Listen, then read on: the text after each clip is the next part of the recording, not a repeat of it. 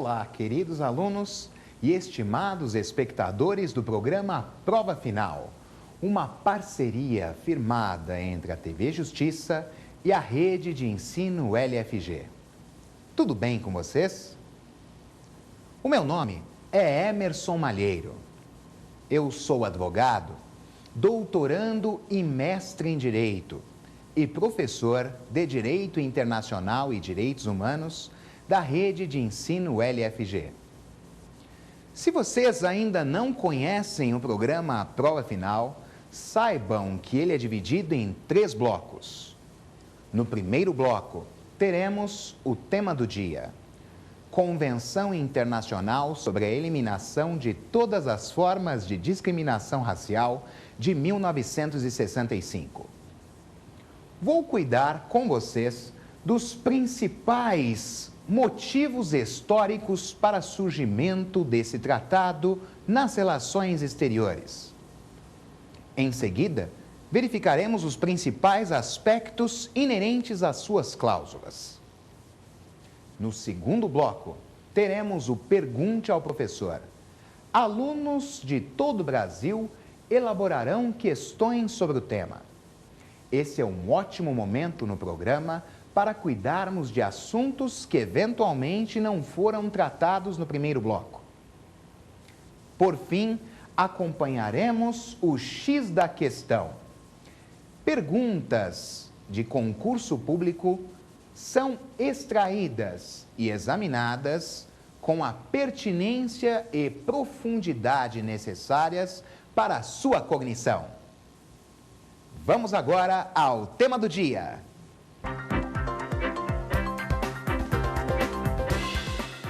Agora, no tema do dia, vamos cuidar juntos da Convenção Internacional sobre a Eliminação de Todas as Formas de Discriminação Racial, de 1965. É importante destacar para vocês, meus amigos, que esse tratado internacional teve uma motivação histórica para a sua criação. 3 eventos na seara das relações exteriores trouxeram razões para a criação dessa convenção. O primeiro evento histórico foi a declaração da ONU, uma aprovação pela Assembleia Geral da Declaração de Outorga de Independência dos Países e Povos Coloniais em 1960, que trouxe 17 novos estados à Organização das Nações Unidas. O segundo evento histórico foi o repúdio às práticas nazistas ocorridas na Segunda Grande Guerra Mundial. E por fim, meus amigos, verificamos, por ser muito importante, que a reunião de 25 países não alinhados à corrida armamentista entre Estados Unidos e União Soviética mostrou-se como um forte fundamento. Isso aconteceu porque houve enorme discriminação a um determinado grupo de pessoas ligado a dado evento histórico.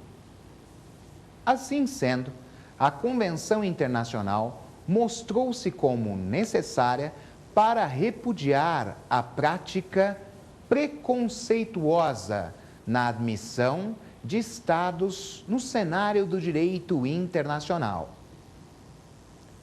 Esse tratado, meus amigos, se mostra como muito importante, porque ele acaba por afastar qualquer conduta no cenário das relações exteriores que seja motivada por preconceito. É claro que não podemos esquecer que, diante de um tratado internacional, mostra-se essencial a manifestação do consentimento pelo Estado para que ele possa se submeter a esse diploma nas relações exteriores.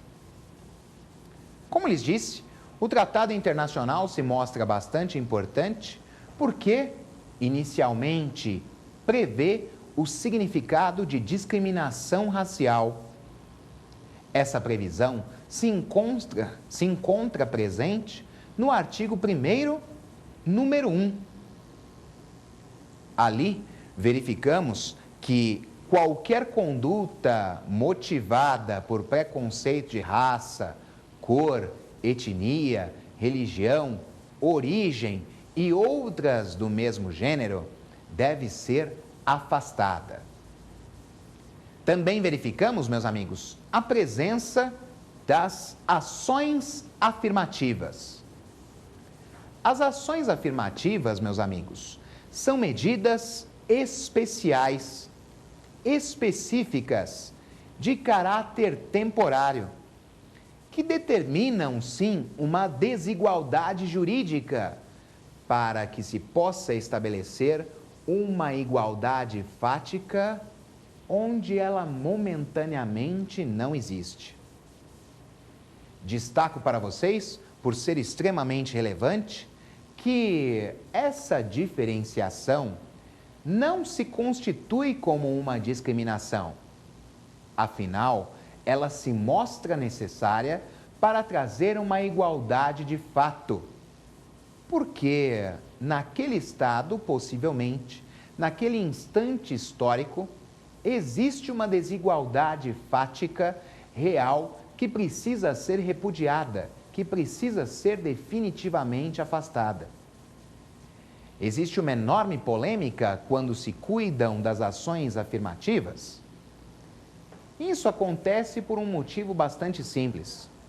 Geralmente se afirma no plano interno que não há de se falar em uma medida especial pela inexistência de desigualdade. Porém, uma série de fatores podem comprovar essa desigualdade entre determinados grupos sociais, motivando a existência dessas medidas especiais. Observando, inclusive, que elas detêm um caráter apenas temporário, deverão desaparecer obrigatoriamente quando a desigualdade fática não estiver mais presente. As ações afirmativas, que se encontram lá no artigo 1º, número 4 da Convenção Internacional sobre a Eliminação de Todas as Formas de Discriminação Racial de 1965, não são obrigatórias. O Estado que ratificou a Convenção vai adotar a ação afirmativa se considerar que ela é adequada, de acordo com sua soberania. Ninguém pode obrigar, nenhum outro Estado pode efetivamente interferir para o emprego de uma ação afirmativa. A discriminação racial se mostra como um grave problema ainda hoje. A Convenção Internacional é de 1965, mas atualmente ainda encontramos situações que se configuram como grave discriminação. Por isso, nada impede que um Estado, no direito interno, também crie normas para o repúdio ao racismo. No Brasil, a esse propósito, destaco para vocês que a Constituição Federal prevê o repúdio ao racismo no artigo 4º. Esse repúdio se mostra bastante importante porque o Brasil, no plano da Carta Magna, a norma mais importante do ordenamento jurídico brasileiro, se compromete, tanto no direito interno quanto nas relações exteriores, a aplicar medidas necessárias para o afastamento da discriminação. Mas não é só isso que deve ser considerado, meus amigos.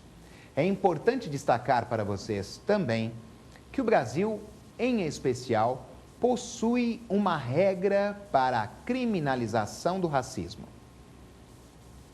Antes de falar especificamente sobre ela, preciso afirmar para vocês que essa Convenção Internacional sobre a Eliminação de Todas as Formas de Discriminação Racial de 1965 já foi incorporada no ordenamento jurídico brasileiro.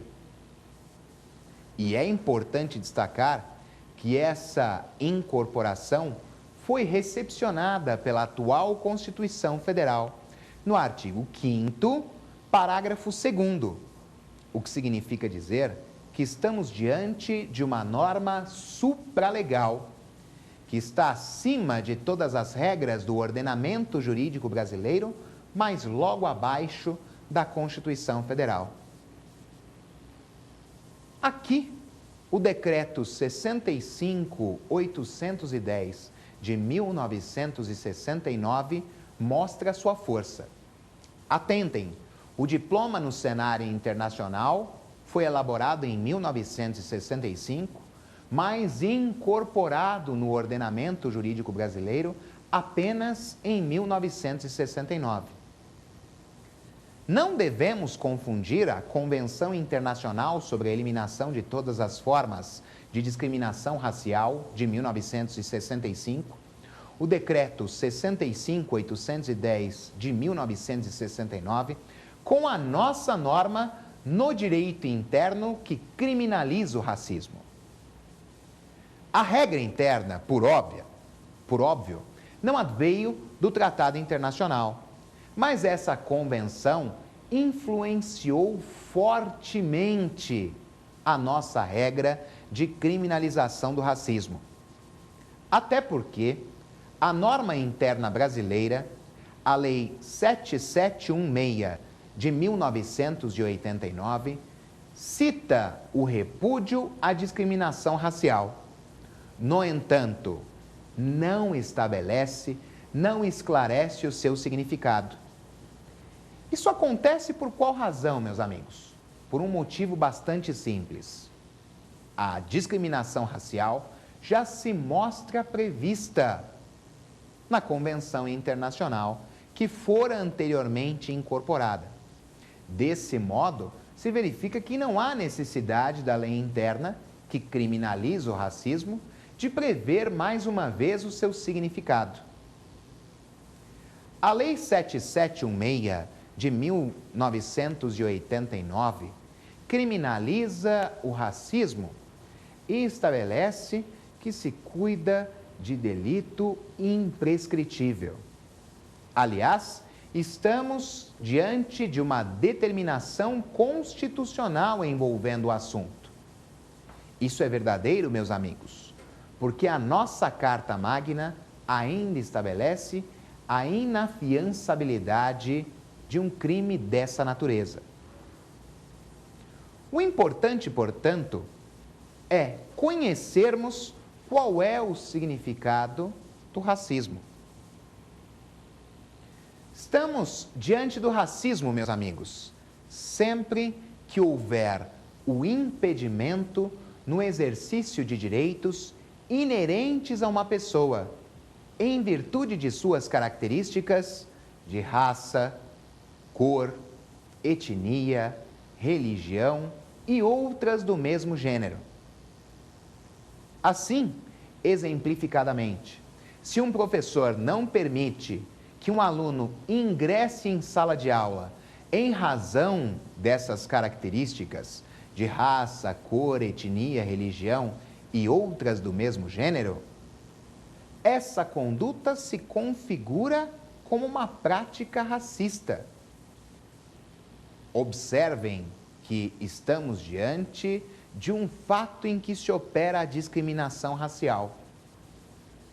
No entanto, no direito interno brasileiro, também existe uma regra que criminaliza a injúria por preconceito. Essa regra se mostra presente no artigo 140, parágrafo 3º do Código Penal.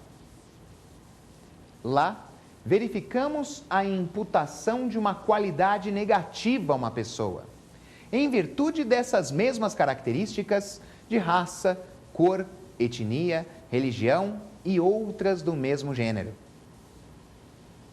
Na Convenção Internacional, temos a previsão do significado de discriminação racial bem como o emprego de ações afirmativas, aquelas medidas especiais que trazem momentaneamente uma desigualdade jurídica para eliminar qualquer hipótese de dicotomia fática entre os diversos grupos sociais. A Lei 7716 de 1989, por outro lado, se aproveita da casuística, configurando uma série de hipóteses que vão se mostrar como discriminação racial e prática efetivamente racista.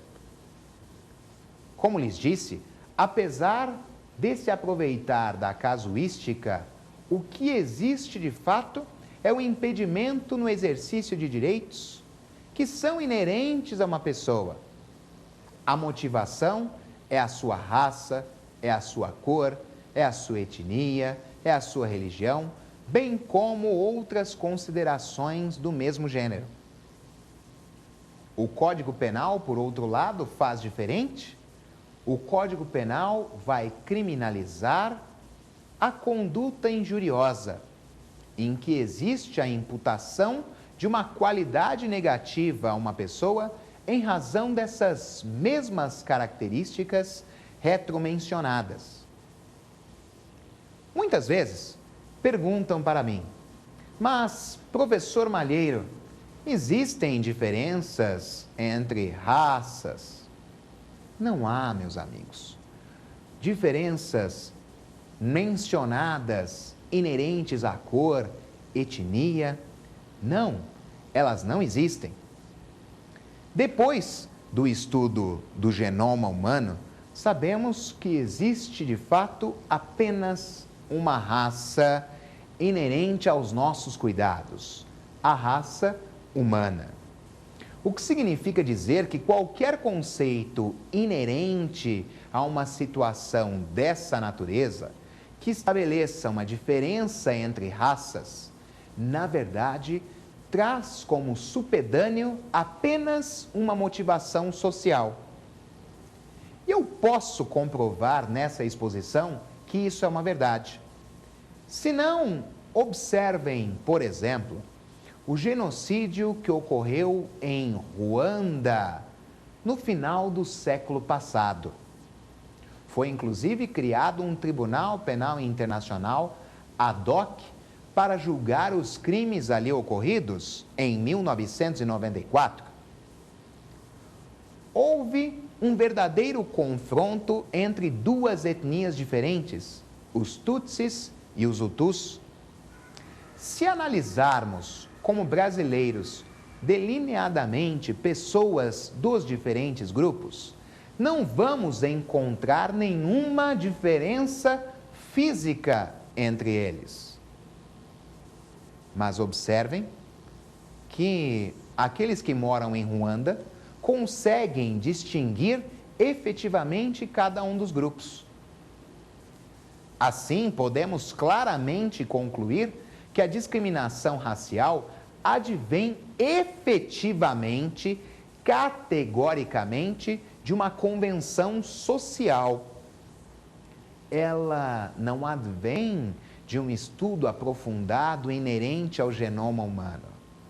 Mesmo porque, eu repito, eu insisto, já houve uma comprovação de que essa dicotomia na realidade não existe. Sendo uma convenção social, portanto, negativa, deve ser exterminada. E como isso pode ser feito? De uma maneira bastante simples, estabelecendo-se normas jurídicas que determinem o repúdio ao racismo. Por óbvio, meus amigos, todos nós sabemos que uma convenção internacional pode não se mostrar suficiente e, algumas vezes, nem mesmo outras normas no direito interno. No Brasil, cumpre destacar, no entanto, que a Convenção Internacional sobre a Eliminação de Todas as Formas de Discriminação Racial, de 1965, ou Decreto 65.810 de 1969, se mostra como norma supralegal, que está acima de todas as demais regras do nosso ordenamento, logo abaixo da Constituição Federal. E, desse modo, a previsão existente sobre o significado de discriminação racial poderá orientar, como de fato faz, todo o ordenamento jurídico brasileiro. Assim, a Lei 7716 caminhou por uma trilha bastante adequada. Não trouxe uma previsão especial estabelecendo o significado de discriminação racial, mas, com a casuística, criminalizou uma série de condutas que efetivamente caracterizam a discriminação e o racismo. O direito interno, como sabemos, já que estamos diante de regras de direitos humanos, pode, inclusive, ampliar as regras consignadas na Convenção Internacional, hipótese em que sempre vai prevalecer a norma jurídica mais benéfica ao ser humano.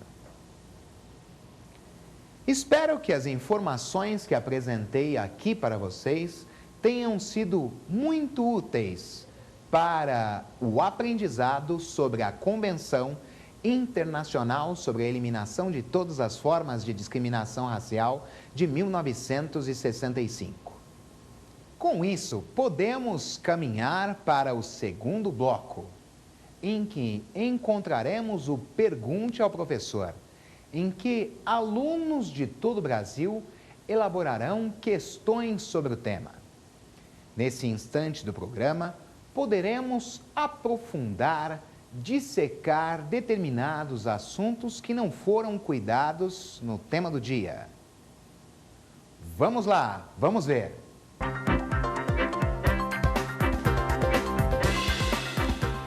No segundo bloco, agora, temos o Pergunte ao Professor, em que alunos de todo o Brasil elaborarão questões sobre o tema.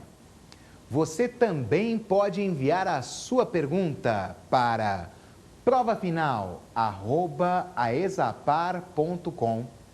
A propósito, é importante mencionar que a aula de hoje foi uma sugestão de uma espectadora. Vamos agora à nossa primeira pergunta. Professor, eu conheço o fundamento histórico para o surgimento da Convenção Internacional sobre a Eliminação de Todas as Formas de Discriminação Racial. Qual foi o fundamento jurídico para a sua criação? Essa pergunta é muito boa. Eu preciso destacar para todos vocês que a fundamentação jurídica foi a Declaração Universal dos Direitos Humanos. Isso aconteceu porque no seu artigo 2º existe a disposição estabelecendo que todo ser humano é capaz de usufruir de direitos fundamentais. Desse modo, sem uma norma jurídica para tutelar interesses dessa natureza, pessoas de diferentes grupos sociais encontravam-se em dificuldades. Meus amigos, essa é uma situação bastante complexa. Afinal, sabemos que uma norma não se mostra como suficiente para mudar completamente a realidade social. É fundamental que exista uma transformação com as pessoas que vão se submeter a uma determinada regra. Mas a fundamentação jurídica na Declaração Universal dos Direitos Humanos nos faz lembrar que temos ali uma carta principiológica. Ou seja, a Declaração Universal dos Direitos Humanos não se mostra como um tratado internacional, mas sim como uma recomendação. E, por possuir essa natureza jurídica, uma violação aos seus dispositivos não traz como consequência a aplicação de sanções internacionais. Desse modo, se mostrou muito útil a criação da Convenção Internacional sobre a Eliminação de Todas as Formas de Discriminação Racial em 1965.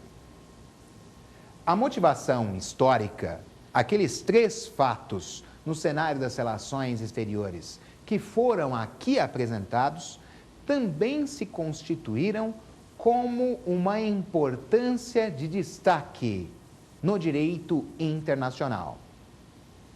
Mas é claro, se a Declaração Universal dos Direitos Humanos não se mostra executável, alguns poderiam imaginar a falta de efetividade na sua caracterização.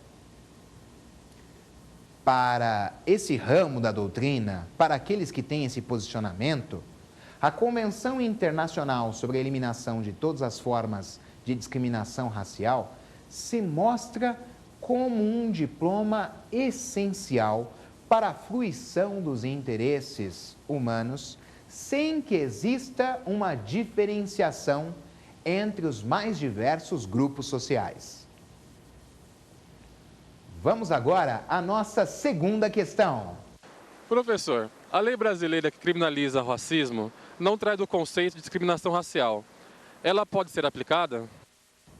A norma brasileira poderá sim ser aplicada. É verdadeiro, como apresentei aqui, que a Lei 7716 de 1989 não apresenta o conceito de discriminação racial. Criminaliza efetivamente o racismo. A previsão já está presente na Convenção Internacional sobre a Eliminação de Todas as Formas de Discriminação Racial. Tendo sido esse diploma incorporado no ordenamento jurídico brasileiro, recepcionado pelo artigo 5º, parágrafo 2º da Carta Magna, é uma norma supralegal e vai servir para orientar todas as demais regras no nosso sistema jurídico.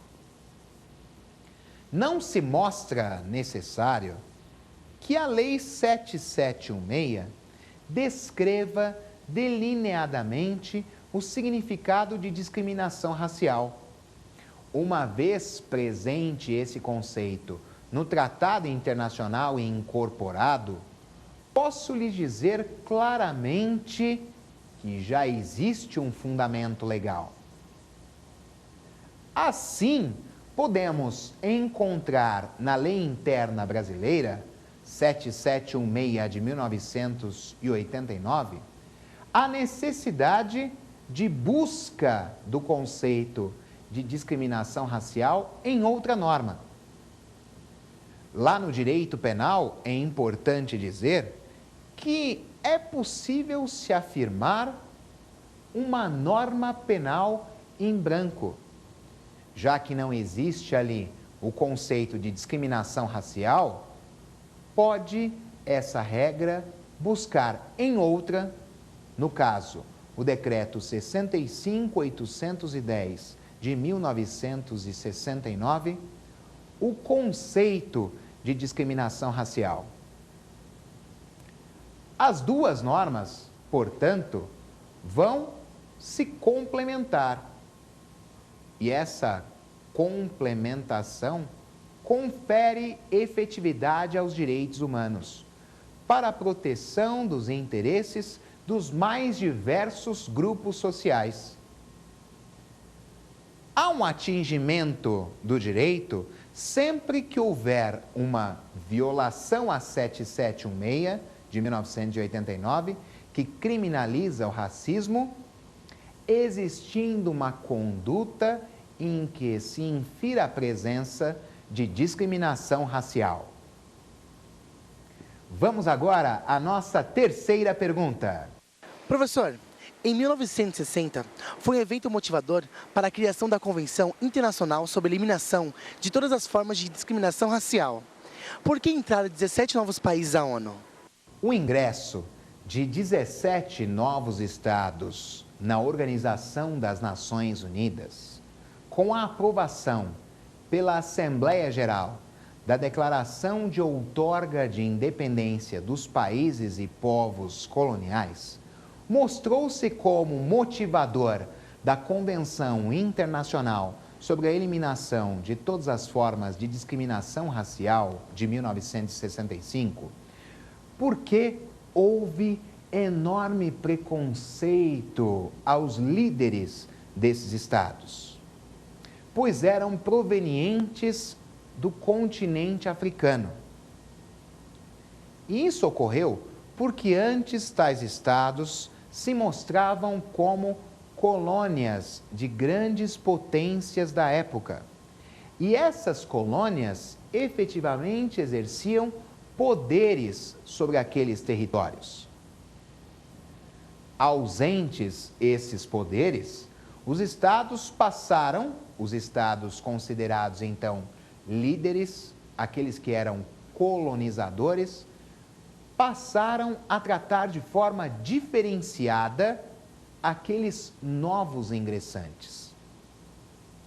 Para evitar discriminações dessa natureza, a criação da Convenção Internacional sobre a Eliminação de Todas as Formas de Discriminação Racial se mostrou como uma verdadeira necessidade. Caso contrário, se não existissem regras nas relações exteriores, estabelecendo o significado de discriminação racial, tal diferenciação na Organização das Nações Unidas mostrar-se-ia de maneira permanente. E como já sabemos, no direito internacional, todos os estados são juridicamente iguais. Não existe um estado que seja mais importante do que outro. Como já mencionado em outro momento, é sabido que existem diferenças econômicas entre os estados. Mas essas diferenças não devem estar presentes no plano jurídico, muito pelo contrário.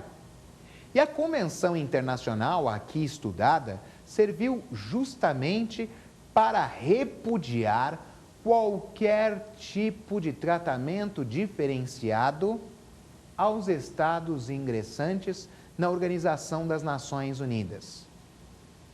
Tínhamos, à época, um enorme problema, pois os ingressantes não detinham as mesmas atribuições daqueles estados que já se encontravam na Organização das Nações Unidas. Havia uma diferença categórica, ainda que não fosse expressamente mencionada pelos demais estados.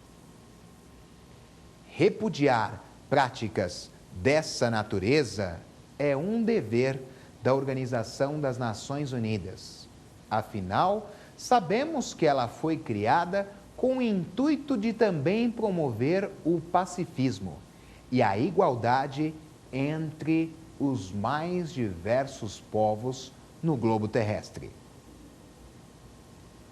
Agora, meus amigos, vamos acompanhar a quarta questão. Professor, por que as ações afirmativas não constituem discriminação? A decisão do STF envolvendo as cotas nas universidades cuida do tema? As ações afirmativas não se mostram discriminatórias. Muito pelo contrário. Essas medidas especiais são estabelecidas pelo Estado para que tenhamos uma diferença jurídica momentânea. Atentem, essa diferença jurídica não é permanente. Ela apenas será estabelecida enquanto houver a diferença fática entre os mais diversos grupos sociais. Quando essa diferença de fato desaparecer, a ação afirmativa também desaparecerá. É preciso mencionar que recente decisão do Supremo Tribunal Federal cuidou sim do tema. E fez isso por uma razão muito simples, meus amigos.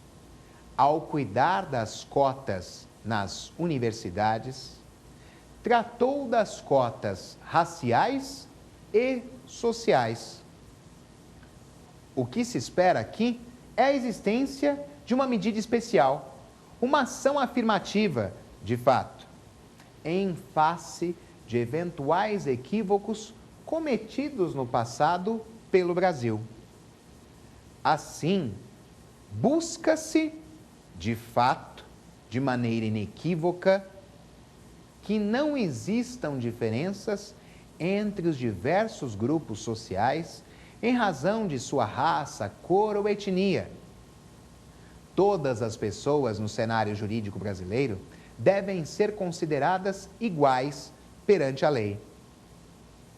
Todos nós sabemos que a igualdade no ordenamento jurídico brasileiro deve ser de natureza formal. Assim, não raro pode existir uma diferença jurídica para atribuir direitos iguais a diferentes grupos. As ações afirmativas cumprem esse objetivo.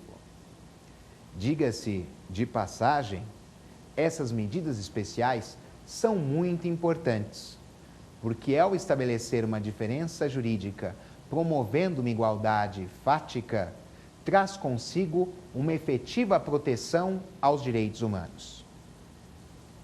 Essa tutela sempre deve ser mantida e, em alguns casos, quando se mostrar necessário, deverá ser devidamente ampliada. Isso para que todas as pessoas possam usufruir dos interesses que lhes são inerentes e mais, protegê-los quando forem efetivamente atingidos, seja no cenário interno de um Estado ou no plano internacional. Vamos agora, meus amigos, à nossa quinta e última pergunta. Existe algum órgão fiscalizador internacional para a prevenção de discriminação racial nos estados? Sim, essa pergunta é muito boa. Preciso afirmar para vocês que existe um comitê internacional para a eliminação de todas as formas de discriminação racial. Esse comitê pode receber petições individuais versando sobre a violação da Convenção Internacional. No entanto, preciso destacar para vocês que se mostra essencial que o Estado, previamente, tenha manifestado seu consentimento em relação à atuação do comitê no seu território.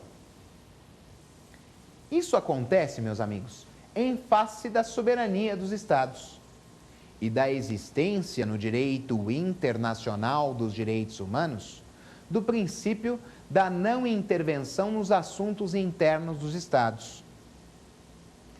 Essa manifestação do consentimento, a concordância de um Estado ao se submeter ao Comitê Internacional sobre a Eliminação de Todas as Formas de Discriminação Racial, é uma verdadeira exigência, porque em face de sua soberania, o Estado pode não permitir a atuação desse comitê no seu direito interno, no seu território.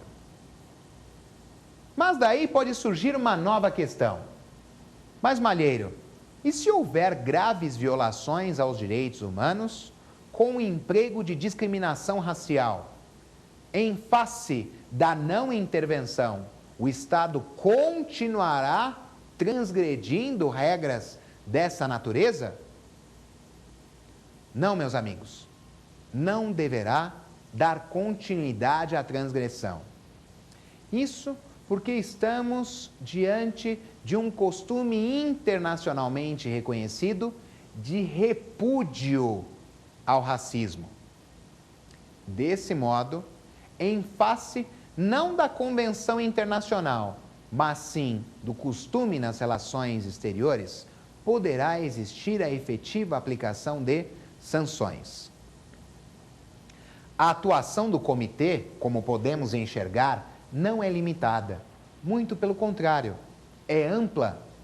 Sempre atuará em todos os momentos em que encontrar uma violação, mas poderá também agir preventivamente, trazendo determinações aos estados para que eles atuem no sentido de evitar qualquer discriminação. É claro que preciso mencionar para vocês que essa determinação será seguida pelo Estado porque previamente houve a manifestação do consentimento de que lhes falei. A concordância se mostrou fundamental e isso traz uma facilidade muito grande para que todas as pessoas possam usufruir de seus direitos fundamentais no plano interno. Agora, meus amigos, podemos prosseguir para o nosso terceiro e último bloco, o X da questão, em que perguntas extraídas de concurso público serão examinadas com a pertinência e profundidade necessárias para a sua cognição. É importante destacar que o programa Prova Final orienta você que vai prestar o exame de ordem, mas também todos aqueles que buscam conhecimento para prestar concursos públicos. O programa Prova Final também se mostra importante para todas as pessoas que querem aprender um pouco mais sobre diversos assuntos inerentes ao direito. Vamos agora, meus amigos, para o X da questão.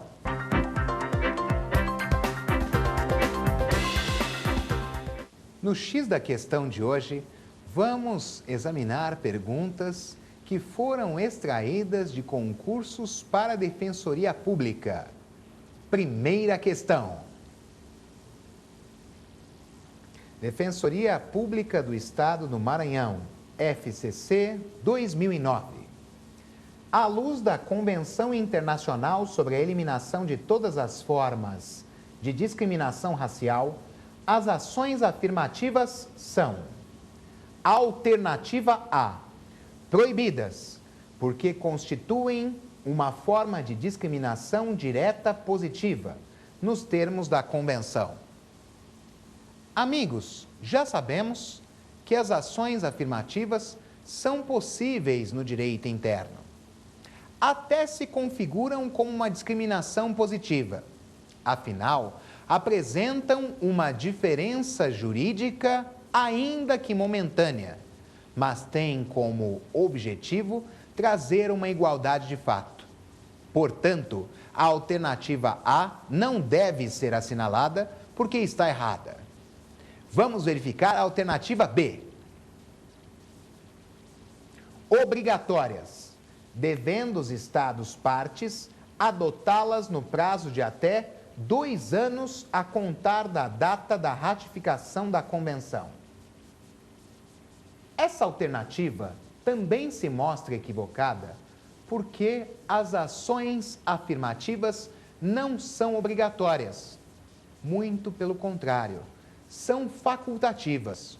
O Estado, de acordo com sua soberania, conveniência e oportunidade, verificará a necessidade de sua implementação.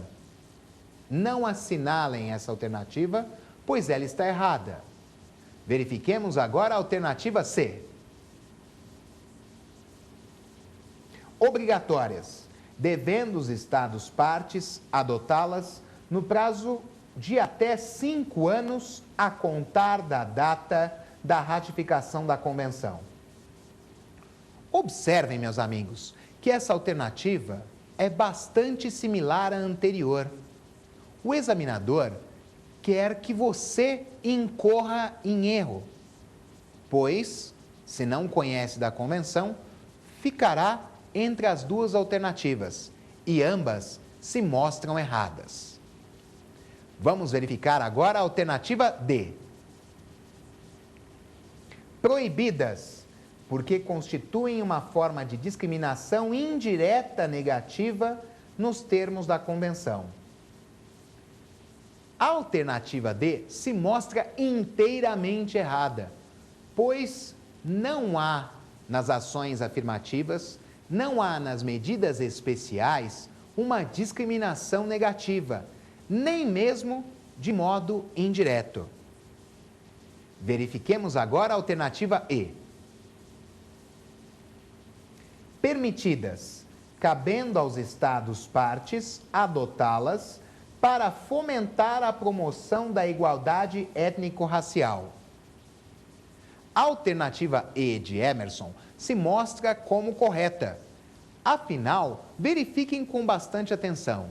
As ações afirmativas, as medidas especiais de caráter temporário, devem ser estimuladas sempre que houver necessidade para a efetiva promoção dos direitos humanos. Portanto, assinalem a alternativa E, pois ela se mostra como certa resposta. Vamos agora examinar a segunda questão. Questão número 2. Defensoria Pública do Estado de São Paulo. FCC 2006. Segundo o IBGE, Instituto Brasileiro de Geografia e Estatística, a taxa de analfabetismo é de 17,2% no país. Entre os brancos, é de 10,6%, mas sobe para 25,2% entre pardos e 28,7% entre negros. Em 1998, o rendimento médio era de 5,6 salários mínimos entre os brancos, mais que o dobro do rendimento de pardos, 2,61, e negros, 2,71. Mesmo quando estudam mais, negros e pardos têm mais dificuldade de aumentar os salários, diz o IBGE. Para cada ano de estudo a mais, brancos elevam a renda em 1,25 salário mínimo. Já a renda de negros e pardos cresce 0,53 salário para cada ano a mais de estudo. Jornal Folha de São Paulo, Caderno Cotidiano, 5 de junho de 2001. Relacionando tal realidade com as previsões da Convenção sobre a Eliminação de Todas as Formas de Discriminação Racial, ONU, 1965, é correto afirmar que este tratado, alternativa A, não se aplica ao Brasil por ser anterior à Constituição de 1988. Amigos, a alternativa se mostra como errada. Afinal, disse-lhes durante a exposição que a Convenção Internacional sobre a Eliminação de Todas as Formas de Discriminação Racial, de 1965, foi recepcionada no ordenamento jurídico brasileiro pela Constituição Federal na forma do artigo 5º, parágrafo 2º, ou seja, norma supralegal. Não assinalem essa alternativa, pois ela se mostra como errada. Vamos verificar a alternativa B. A alternativa B considera discriminatória a tomada de medidas especiais destinadas a assegurar o progresso adequado de grupos raciais ou étnicos. Verificamos já, por diversas vezes, que a aplicação de ações afirmativas não se mostram discriminatórias. Portanto, a alternativa B está errada. Verifiquemos agora a alternativa C. Determina que o Estado parte complemente anualmente a renda dos membros de grupos raciais ou étnicos prejudicados.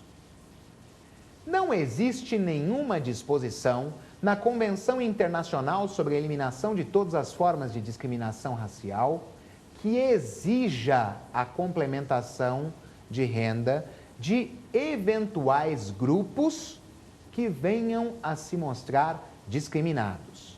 Desse modo, a alternativa se move e se mostra incorreta errada e não deve ser assinalada. Verifiquemos a alternativa D. Contém apenas normas relativas a violações às liberdades individuais e não sobre condições econômicas e sociais. Posso lhes dizer categoricamente que a alternativa D, de Deolinda, também se mostra errada, já que existem disposições tanto de uma natureza quanto de outra. Verifiquemos a última alternativa, E. Autoriza a introdução de medidas especiais destinadas a assegurar o progresso adequado de grupos raciais ou étnicos. Essa alternativa se mostra como certa resposta, pois, mais uma vez, como vimos anteriormente, cuida das ações afirmativas. Com essa análise, meus amigos, terminamos mais um programa Prova Final.